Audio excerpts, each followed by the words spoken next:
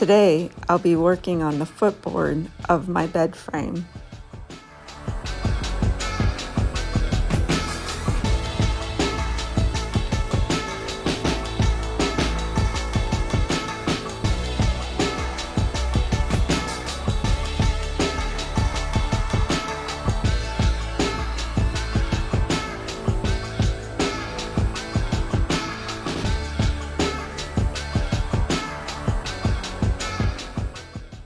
So I will be cutting off the top of this footboard because I want to, and I don't like how it looks.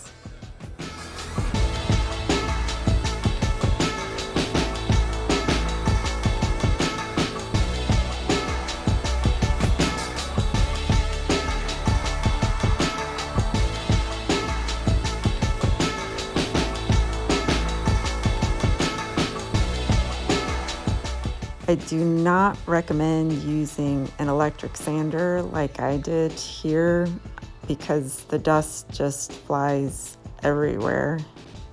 And to smooth out some of the imperfections, I use the minwax wood filler.